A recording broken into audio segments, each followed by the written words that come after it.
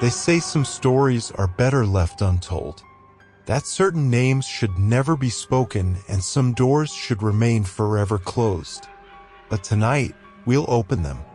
If you're alone, maybe dim the lights.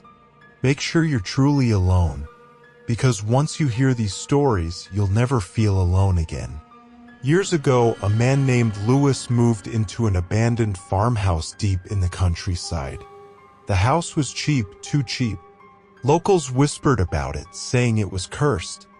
Lewis didn't believe in such things.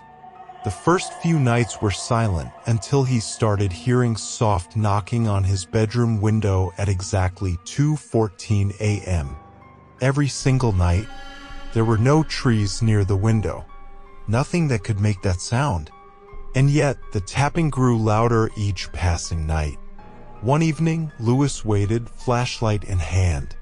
When the clock struck 2:14, the knocking began. He yanked open the curtains expecting to see an animal or maybe a branch, but there was nothing. Except for a single handprint on the glass. Smaller than a child's, but too high to belong to one. From that night on, no matter how many times he moved, the knocking would follow him, always at 2:14 a.m. A girl named Mia inherited an old music box from her grandmother. It was delicate, with a tiny porcelain ballerina inside. The melody it played was hauntingly beautiful. But Mia noticed that the tune would sometimes play by itself. Always at night, when she was alone. One evening, she decided to record it. As she watched the ballerina spin, she noticed in the reflection of the mirror behind her, a figure standing in the corner of the room. Motionless, watching her, but when she turned around, nothing. The video she captured showed the figure clearly, a pale woman in an old-fashioned dress. Mia posted it online, seeking help, but instead, the next day she found dozens of comments saying, "She's standing behind you again." Mia disappeared shortly after. No one knows where she went. Some believe she's still spinning inside that music box. In the darkest corners of the internet, there's a site known only as The Last Broadcast. A live stream appears every Friday at midnight. No one knows who runs it. It shows a dimly lit room and a figure sitting motionless in a chair wearing a cracked porcelain mask. The figure never moves. The stream has no sound. The chat is always disabled. Legend says if you watch for longer than 7 minutes, you'll start hearing whispers. Not from your speakers, but from inside your room.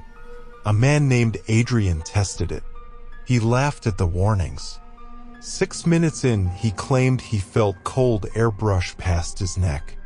At 7 minutes, the figure on the screen turned its head, staring directly at him. And then the stream shut off. The next morning, his apartment was empty. Door locked from the inside. Only his computer remained, playing static. His name was never mentioned again. Sometimes, when stories like these are told, strange things begin to happen to those who listen. Maybe a flicker in your room's light or a soft tap at your window. And it's strange because you're on the 3rd floor. Or perhaps a shadow moving in the corner of your eye where nothing should be. If you felt something off while listening to this, it's probably nothing, probably. But just in case, leave a like on this video. It keeps the bad things away. Or so they say. Some viewers claimed it worked. Others, we don't hear from them anymore. A woman named Evelyn worked late shifts at a motel on the edge of town. The place barely had guests. One night, a man checked in without luggage. He gave no name, paid in cash, and requested room 9, a room the staff avoided. Legend claimed it was cursed. Evelyn didn't believe it, but the man's behavior was strange.